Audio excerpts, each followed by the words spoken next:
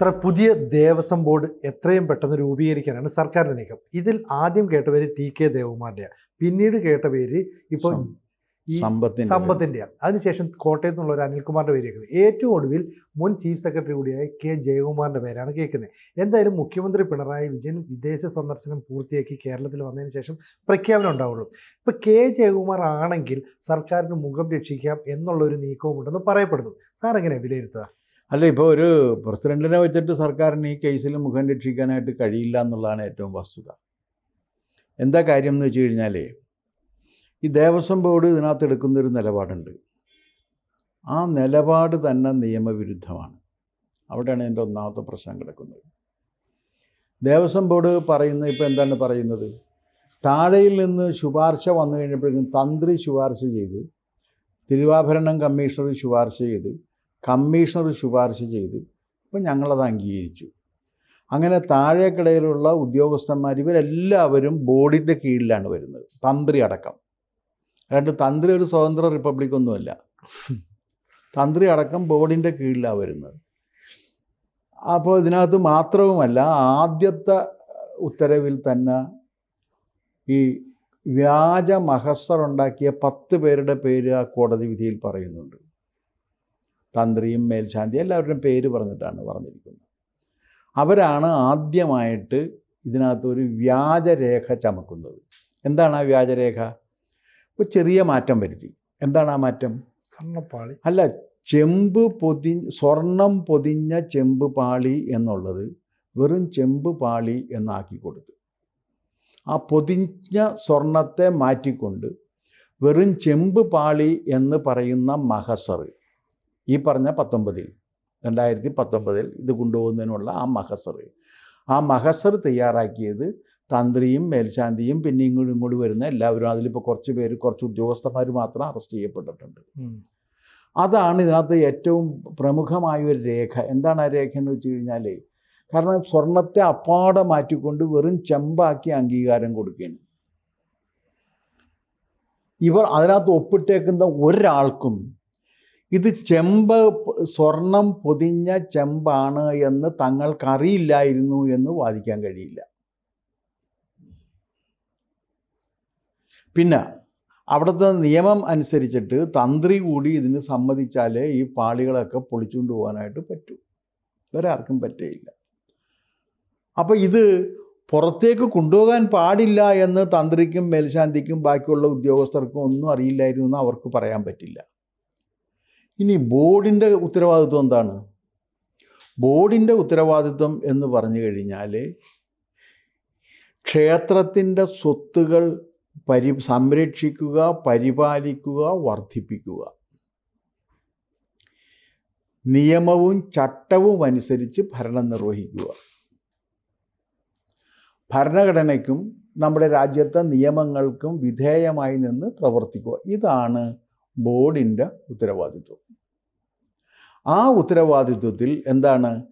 നിയമവും ചട്ടവും അനുസരിച്ച് ഭരണഘടനയ്ക്ക് അനുസൃതമായി ഉദ്യോഗസ്ഥന്മാർ പ്രവർത്തിക്കുന്നുണ്ട് എന്ന് ഉറപ്പുവരുത്തേണ്ട ബാധ്യത ആർക്കാ ഉള്ളത്? ബോർഡിനാണുള്ളത്. അല്ലാതെ വേറെ ആർക്കുമില്ലല്ലോ. അതിനല്ലേ ബോർഡിനെ വച്ചേക്കണ. അതെ. അല്ലാതെ ഇത് തിരുവാഭരണം കമ്മീഷണർ പറഞ്ഞു ഞാൻ ഒപ്പിട്ട് കൊടുത്തു എന്നുള്ള പ്രശാന്തിൻ്റെ വാദം എത്രക്ക് ബുദ്ധിശൂന്യമാണെന്ന് ആലോചിച്ച് നോക്ക്. ആരെങ്കിലും പറഞ്ഞാൽ ഒപ്പുവെച്ച് കൊടുക്കാതിരിക്കുകയല്ല. ഈ പറഞ്ഞിരിക്കുന്ന കാര്യങ്ങൾ നീതിക്കും നിയമത്തിനും ഭരണഘടനയ്ക്കും നിലവിലുള്ള അതിൻ്റെ സ്റ്റാറ്റ്യൂട്ടിനും പ്രോട്ടോക്കോളിനും അനുസരിച്ചാണോ എന്നുള്ള കാര്യം പരിശോധിക്കാനുള്ള ബാധ്യത അവർക്കുണ്ട്. അത് ബോർഡ് ചെയ്തിട്ടില്ല. അവിടെയാണ് ഇതിൻ്റെ പ്രശ്നം. അത് ബോർഡ് ചെയ്യണ്ടേ? ആ ഉത്തരവാദിത്വം ബോർഡ് ചെയ്തിട്ടില്ല. ഇനി വേറൊരു കാര്യമുള്ളതെന്ന് വെച്ച് കഴിഞ്ഞാൽ, 2006 കോടതി ഇതിനകത്ത് ഇടപെടുന്നതും കോടതി ഒരു കമ്മീഷണറെ വെക്കുകയും ആ കമ്മീഷണറെ വെച്ചിട്ട് പറഞ്ഞു, ജില്ലാ ജഡ്ജിയെ കമ്മീഷണറാക്കി വെച്ചിട്ടുണ്ട്, എന്ത് മാറ്റം വരുത്തണമെങ്കിലും അദ്ദേഹത്തെ അറിയിക്കുകയും അദ്ദേഹം അത് കോടതിയെ അറിയിക്കുകയും കോടതിയിൽ നിന്ന് തന്നെ സമ്മതി വാങ്ങുകയും വേണമെന്നുണ്ട്. അത് ബോർഡിന് അറിയില്ലായിരുന്നു എന്ന് പറയാൻ പറ്റുമോ? പറ്റില്ല.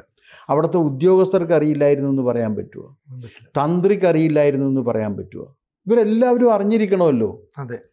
Ignorance of law is not an excuse. അത് പ്രസിദ്ധമാണ്. ഞാൻ അറിഞ്ഞിരുന്നില്ല എന്ന് പറഞ്ഞു കഴിഞ്ഞാൽ നിയമം എനിക്ക് അറിയില്ലായിരുന്നു എന്നാണ്. അതിന് ഇവർ കൊടുത്തിരിക്കുന്ന മൊഴി ഇന്ന് ഏതൊരു പത്രത്തിൽ ഞാൻ വായിച്ചപ്പോൾ കണ്ടത് എന്താണെന്ന് വെച്ച് കഴിഞ്ഞാൽ, ഇങ്ങനെ ഈ കോടതി ഉത്തരവ് അനുസരിച്ച് ഇത് ചെയ്യണം എന്നുള്ള കാര്യം അവിടുത്തെ ഫയലിലില്ല എന്നാണ് പറയണത്. അത് കാരണം ഞങ്ങൾ കണ്ടില്ല എന്ന്. ഫയലിലില്ലാതെ പിന്നെ എന്തിനാണ് ഇങ്ങനെ വെച്ചിരിക്കുന്നത്? ഫയലിലില്ലാതെ വെറുതെ ഒരു കമ്മീഷണറെ കൊണ്ട് വെച്ചേക്കണം കോടതി. കോടതി അത് വെക്കുന്ന സമയത്ത് കമ്മീഷണർക്ക് ഉത്തരവാദിത്വം കൊടുത്തിട്ടില്ലേ? ആ ഉത്തരവാദിത്വം ഇവരെന്ത് തീരുമാനമെടുത്താലും അത് ഇദ്ദേഹം കൂടി അറിഞ്ഞതിന് ശേഷം അദ്ദേഹം കോടതിയിൽ അറിയിച്ച് കോടതിയിൽ നിന്ന് സമ്മതം വാങ്ങിക്കണം. ഈ പറഞ്ഞതൊന്നും നടത്തിയിട്ടില്ല. പക്ഷേ ഈ അന്വേഷണമാണെങ്കിൽ എഴഞ്ഞഴഞ്ഞഴഞ്ഞഴഞ്ഞാണ് നീങ്ങുന്നത്. അന്വേഷണത്തിന് ഒട്ടും സ്പീഡില്ല. കോടതി എന്തൊക്കെ പറഞ്ഞാലും ശരിയാണ്, ശബരിമല അന്വേഷണത്തിന് വേഗത ഇല്ല എന്നുള്ളതാണ് സത്യം. കുറേ കാലം ആ പോറ്റിയേയും കൊണ്ട് നടന്നു 2 ആഴ്ച. അത് കഴിഞ്ഞ് പിന്നെ മുരാരിയേയും കൊണ്ട് നടന്നു കുറേ കാലം. ഇപ്പം പിന്നെ ബൈജു അല്ലേ? അതെ, ബൈജു.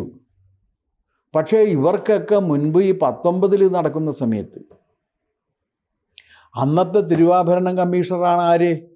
ബൈജു അല്ല, വാസു. ആ അതെ, വാസുവിനെ പ്രൊട്ടക്ട് ചെയ്യാനാണോ ഇപ്പോൾ ഈ നീക്കം നടത്തുന്നത്? വാസുവിനെ എന്നല്ല, വാസു അടക്കം രാഷ്ട്രീയ സ്വാധീനമുള്ളവരെ സംരക്ഷിക്കുക എന്ന ഒരു ബാധ്യത അന്വേഷണ സംഘം ഏറ്റെടുത്തിട്ടുണ്ടോ എന്ന് എനിക്ക് ന്യായമായ സംശയമുണ്ട്. കാരണം വാസുവിനെ ചോദ്യം ചെയ്ത് വെറുതെ വിടല്ലേ, അറസ്റ്റ് ചെയ്യുന്നില്ല. ഈ വാസുവിനെ പോലുള്ള ഒരാളെ അറസ്റ്റ് ചെയ്യാൻ മടിക്കുന്ന പോലീസുകാരെ പത്മകുമാറിനെ അറസ്റ്റ് ചെയ്യുമോ? ശരിയില്ല. പ്രശാന്തിനെ തൊടുവോ? ഇല്ല. അപ്പോഴെന്താണ്? മാർക്സിസ്റ്റ് പാർട്ടിയിൽ സ്വാധീനമുള്ള, മാർക്സിസ്റ്റ് പാർട്ടിക്ക് താല്പര്യമുള്ളവരാ ഇതിൽ നിന്ന് മാറ്റി വെച്ചുകൊണ്ട് ഈ കേസ് അവസാനിപ്പിക്കുന്നതിന് വേണ്ടിയാണ് ഇവർ പരിശ്രമിച്ചുകൊണ്ടിരിക്കുന്നത്. ഇനി ഒരു കാര്യം, ഇപ്പോൾ കോടതി പറഞ്ഞ് ഇതിനകത്ത് ഏതോ മറ്റേ ഇതാണ് അന്താരാഷ്ട്ര റാക്കറ്റുണ്ട്, സ്വർണ്ണക്കടത്ത്, മറ്റേ വിഗ്രഹക്കടത്ത്, റാക്കറ്റും ഒക്കെ ആയിട്ട് ബന്ധമുണ്ടെന്ന് പറഞ്ഞു. അപ്പോൾ ഒരു ചോദ്യമുണ്ട്, ഈ അന്താരാഷ്ട്ര റാക്കറ്റിനെ കുറിച്ച് അന്വേഷിക്കാനായിട്ട് കേരള പോലീസിന് കഴിയുമോ? പറ്റില്ല. കേരള പോലീസിന് കഴിയില്ലല്ലോ. അന്താരാഷ്ട്ര റാക്കറ്റുണ്ട് എന്ന് പറഞ്ഞ്, പിന്നെ അത് മാത്രവുമല്ല, അനിൽകുമാർ എന്ന് പറയുന്ന പാർട്ടിയുടെ വക്താവ് ഇന്നലെ ഒരു ചർച്ചയിൽ പറഞ്ഞു കോടതി ചെയ്യുന്നത് തെറ്റാണ്. കോടതിക്കെതിരാണ് ഇപ്പോൾ അവർ. മാർക്സിസ്റ്റ് പാർട്ടി ഇപ്പോൾ കോടതിക്കെതിരാണ്. എവിടെ? വാസുവിനെ ചോദ്യം ചെയ്ത് കഴിഞ്ഞപ്പോഴേക്കും മാർക്സിസ്റ്റ് പാർട്ടി കോൺഗ്രസിനെതിരായി, അല്ല കോടതിക്കെതിരായി. അത് പാടില്ലായിരുന്നു. അപ്പോൾ രാഷ്ട്രീയ നേതാക്കൾ അപ്പോൾ പറയണമെന്ന് വെച്ച് കഴിഞ്ഞാൽ, ഈ ബോർഡിനെ കുറിച്ച് പറയുമ്പോൾ ബോർഡിന് പറയാനുള്ളത് കേൾക്കണമായിരുന്നു എന്നാണ് പറയണത്. ശരിയാണ്, നാച്ചുറൽ ജസ്റ്റിസിൻ്റെ ഡിനയിൽ ഉണ്ടെന്നാണ്. പക്ഷേ ഇവിടെ അതിനെക്കുറിച്ചല്ല പറഞ്ഞിരിക്കുന്നത്. ഇവിടെ ബോർഡ് ഇതുവരെ എടുത്തിട്ടുള്ള തീരുമാനങ്ങളുടെ മിനിറ്റ്സ് വെച്ചുകൊണ്ടാണ് ഇത് പറഞ്ഞിരിക്കുന്നത്.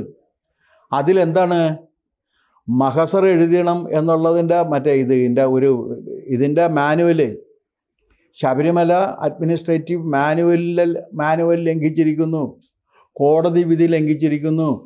ഇതൊന്നും അറിയാതെ മിനിറ്റ്സ് കൃത്യമായിട്ട് എഴുതി സൂക്ഷിച്ചിട്ടില്ല. ഇതെല്ലാം രേഖകളിൽ നിന്ന് തെളിഞ്ഞപ്പോൾ ഇതിന് ബോർഡ് ഉത്തരവാദിയാണെന്നാണ് പറഞ്ഞേക്കണത്. പക്ഷെ അതിലേക്ക് ചെല്ലുന്ന സമയത്ത് മാർക്സിസ്റ്റ് പാർട്ടി എതിരായി. ആർക്കെതിരായി? കോടതിക്കെതിരായി. ഇത്രയും കാലം പറഞ്ഞുകൊണ്ടിരുന്നത് എന്താണ്? കോടതിയുടെ മേൽനോട്ടത്തിൽ സത്യസന്ധമായ അന്വേഷണം നടന്നുകൊണ്ടിരിക്കുകയല്ലേ. കോടതിക്ക് അന്വേഷണത്തെക്കുറിച്ച് പരാതിയില്ലല്ലോ. പക്ഷെ 5ാമത്തെ വെർഡിക്റ്റാണ് ഇന്നലെ കഴിഞ്ഞ ദിവസം വന്നേക്കണത്. ആ 5ാമത്തെ വെർഡിക്റ്റ് വന്ന സമയത്ത് മാർക്സിസ്റ്റ് പാർട്ടിയുടെ സ്വഭാവം മാറുന്നു. പാർട്ടി എന്താ പറയുന്നത്?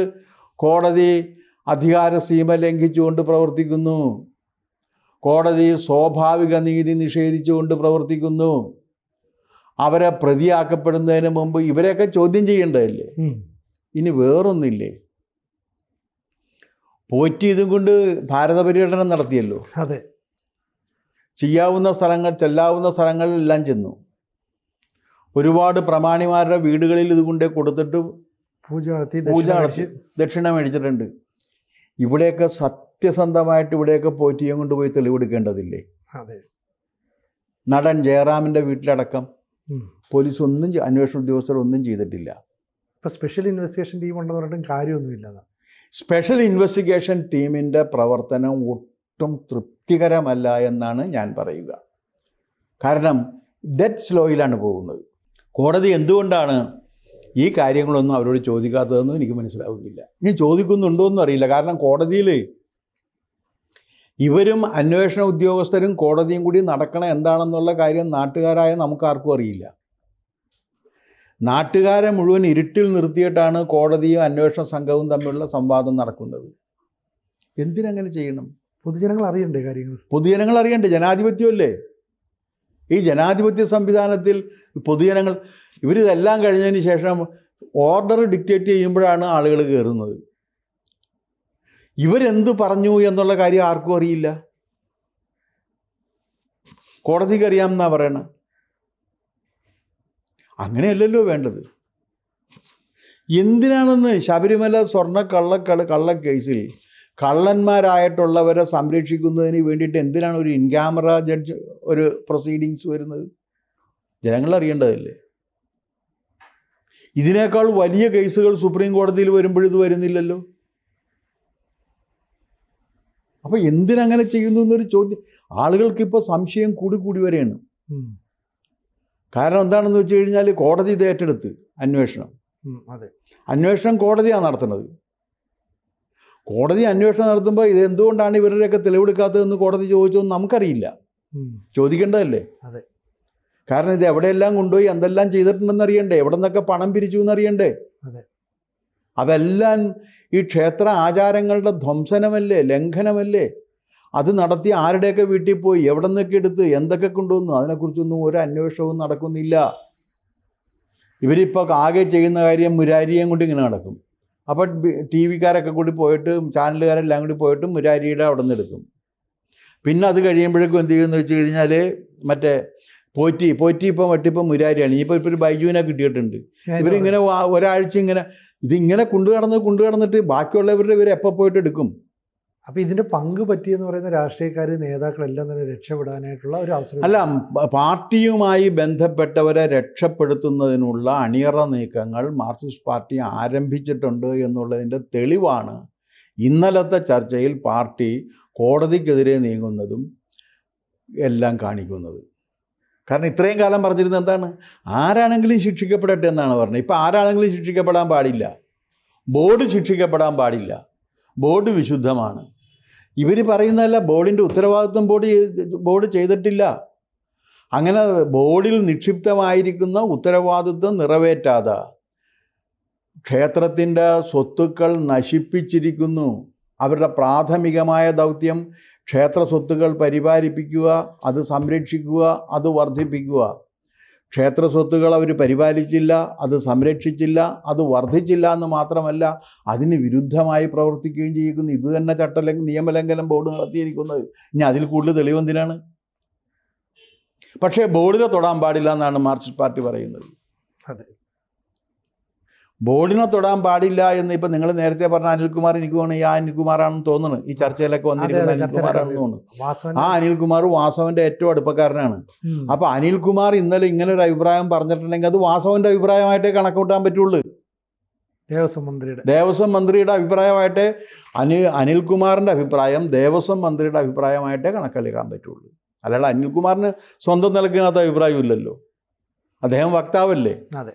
അപ്പോൾ ആ വക്താവിനോട് പറഞ്ഞിരിക്കുന്നത് കോടതിയിൽ ഇനി പോകണ്ടെന്ന് പറയുക, അങ്ങോട്ട് പ്രവേശിക്കരുത്, വാസുവിൻ്റെ അടുത്ത് വരരുത്, പത്മകുമാറിൻ്റെ അടുത്ത് വരരുത്, പിന്നെ പ്രശാന്തിൻ്റെ അടുത്ത് വരരുത്, അതിനകത്തുണ്ടായിരുന്ന അംഗങ്ങളുടെ അടുത്ത് വരരുത് എന്നാണ് പറയുന്നത്. ഇത് ഇങ്ങനെയല്ല. ശരിക്ക് കഴിഞ്ഞ ഒരു 3 പതിറ്റാണ്ടായിട്ട് എന്താണ് ശബരിമലയിൽ നടന്നിരിക്കുന്നത് എന്ന കാര്യത്തെക്കുറിച്ച് സമഗ്രമായ ഒരു അന്വേഷണം ഒരു കേന്ദ്ര ഏജൻസി നടത്തുന്നതാണ് ശരി.